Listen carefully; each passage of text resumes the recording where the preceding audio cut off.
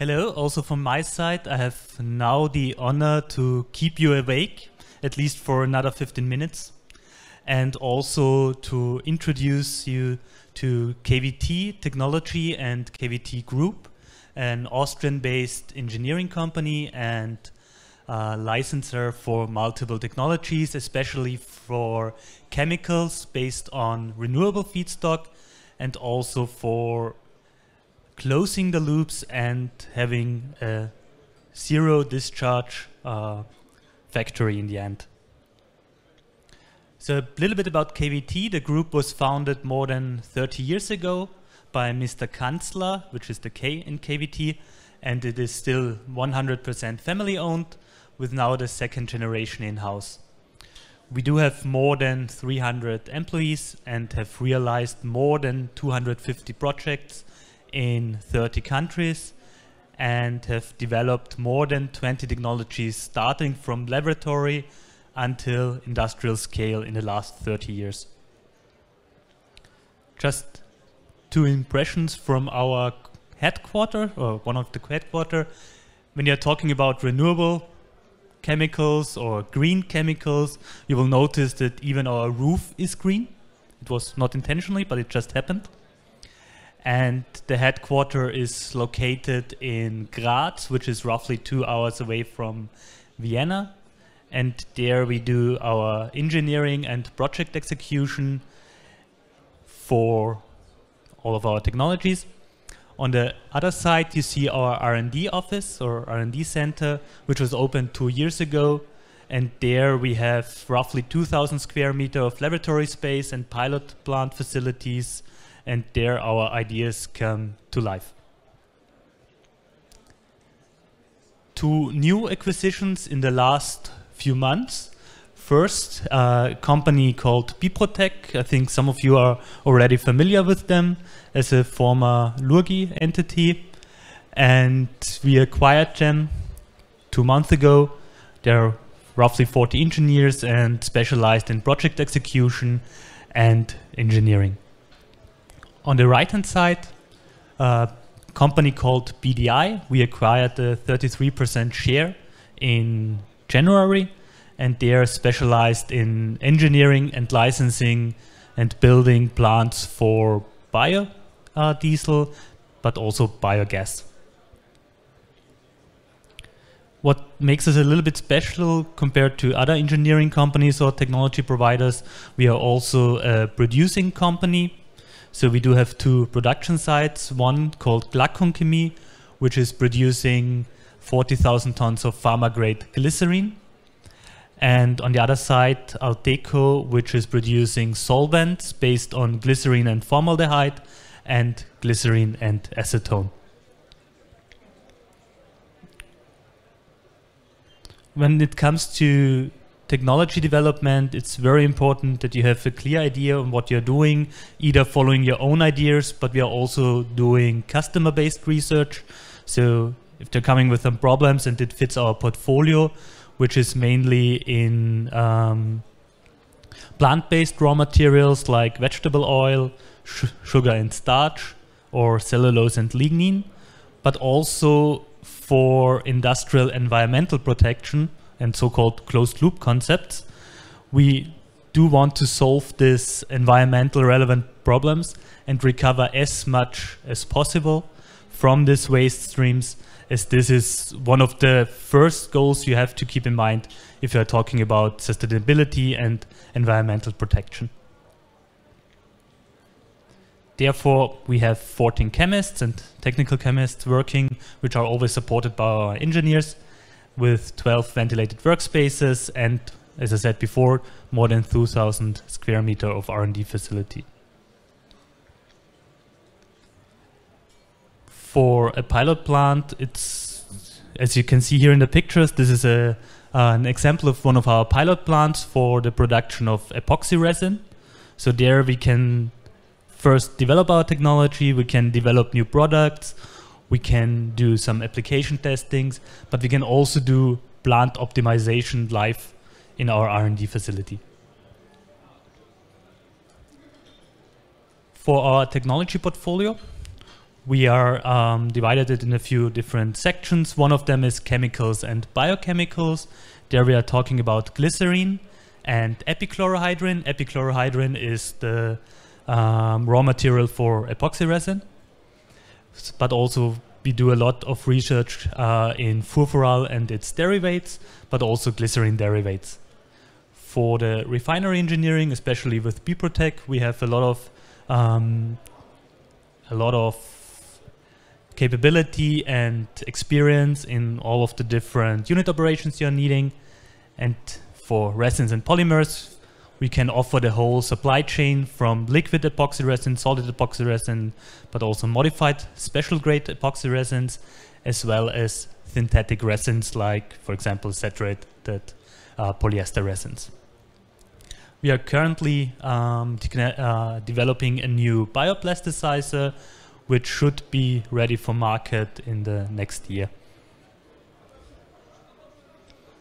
Our other portfolio specializes a little bit more about our environmental aspect with waste gas treatment or special waste gas treatment, brine treatment where we can reduce organically contaminated brine from a TOC level of up to 8,000 to a level lower than 10 ppm and can recycle it in the chlor-alkali electrolysis. I will come to that a little bit later.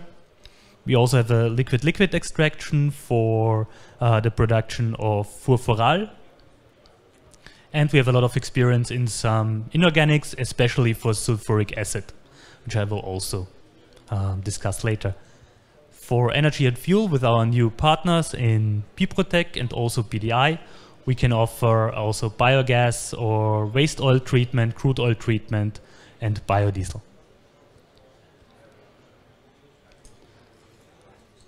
When we are doing our own technology research, we will first make a new chemical, we will do the scale up, we will build up the first industrial scale plant, and afterwards we will have a look at each and every stream, every waste stream, and see how can we treat it, how can we include it in a closed loop.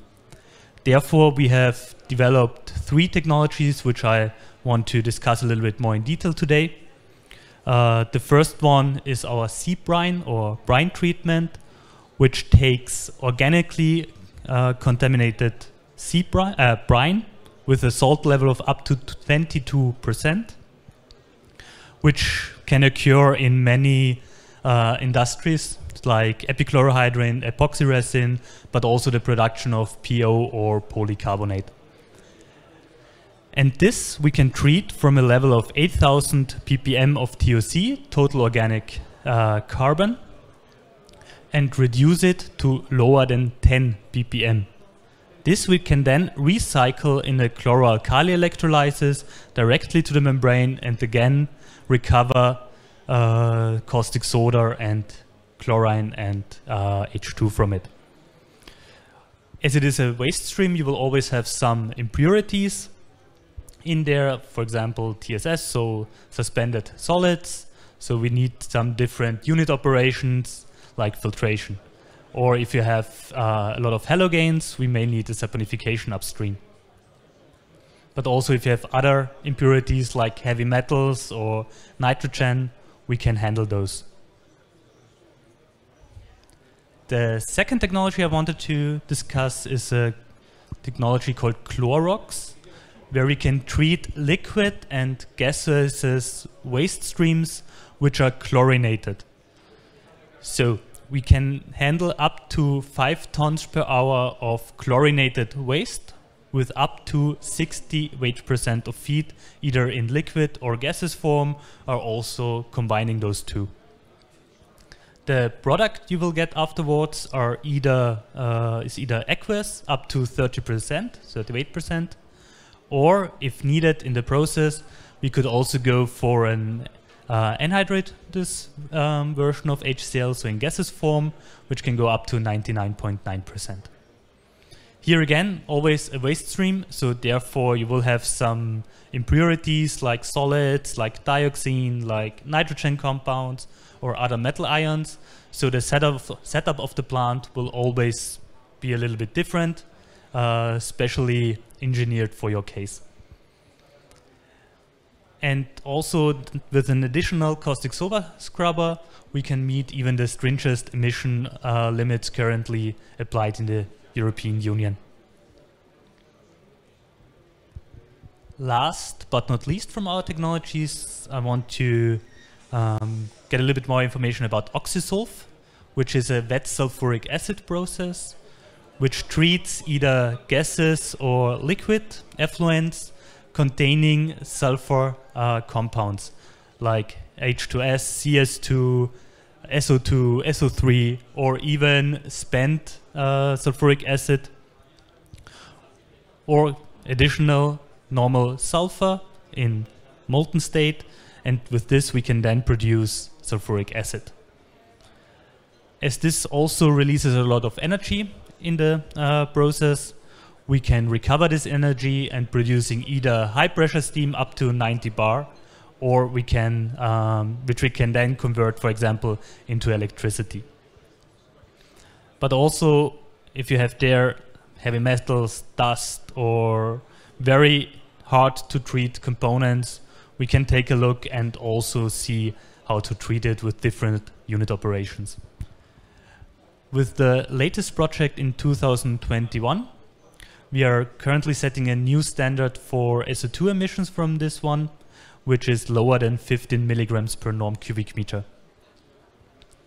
The sulfur recovery rate is up to 99.985%, because we do have a special developed post-catalysis on the last step of the plant. So this sulfuric waste streams can occur in a lot of different industries, like chemical, fertilizer, but also in the natural gas processing or viscose and pulp industry. It's not always it's not always zero emission if you are talking about the closed loop. In my opinion, it's also a closed loop that you look at the system, look at the current plant, and optimize it in the best way you can do it for a modern plant. So in this case, we have conducted a debottlenecking and revamp study for a Polish customer called Sargina Chemical. They are a producer of epoxy resin. The initial situation is that they have quite an old plant. It was built in the 1960s. And compared to more modern facilities, the OPEX was just higher, naturally.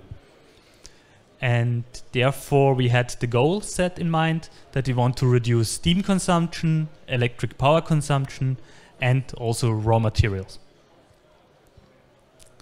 What did we do? We first sifted through all of the existing materials like PFDs, their recipes, and their consumption figures. And we identified some sampling points where we wanted to measure everything, and afterwards we went to site. So in this case it was for 3 days. One was more focused on energy recovery, and the other ones, like the picture here on the right side, more focused on the raw material reduction, and therefore we had to analyze more than 24 sampling points, either in our R&D facility, but also on site. Afterwards, we did a lot of discussion and some engineering and made them a CAPEX and OPEX calculation for some improvements. And it turned out that with just a few changes necessary, for example, adding additional recuperators or producing low pressure steam from their condensate system, we could reduce the steam for more than 7,500 tons per annum. Also, just if you invest in modern utility units, you can save a lot of energy with it. Yes, in the first stage it will give you some CAPEX, but in OPEX it will reduce a lot, especially if you're considering the current energy prices. We also could, by optimizing their recipes, change their raw material consumption by 60 to 70 kg per ton of product. Sometimes with only a little bit of rethinking of letting some others into your process, you can already optimize a lot, in my opinion. So with this, I want to finish my presentation to show you some nice pictures, or at least in my opinion, from some projects we have executed. The first one on epichlorohydrin production and brine treatment in Germany in 2012 as EPC. Then going to China. In China, everything needs to be bigger. Therefore, we have multiplied the production capacity and producing there 85,000 tons of epichlorohydrin together with glycerin and the brine purification plant. This is an example of a standalone C-brine plant, so brine treatment for an existing epoxy resin producer. Another one from an existing epoxy resin producer in China. This will be the world's largest epichlorohydrin production based on glycerin, and will be started up end of this year with roughly 150,000 tons of ECH. This one here is an example of a closed loop where we as KVT deliver the engineering and license for glycerin, epichlorohydrin, epoxy resin, and all the internal waste streams we recover as much as possible. This will be started up early next year. Last one example for an upcoming oxysulf, so wet sulfuric acid process for a lead smelter, where we recover from the roast gases sulfuric acid for the process.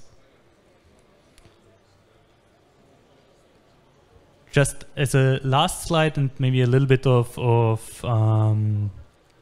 background about our Polish setup, we as KVT are working together with a partner, which is Go and Management, especially for project development, and together with Biprotech in Krakow, we can also doing all of the execution part in Poland, while we as KVT can provide the technologies for it. So as I have 7 seconds left, so perfectly in time, I will finish my presentation and would like to thank you for your attention.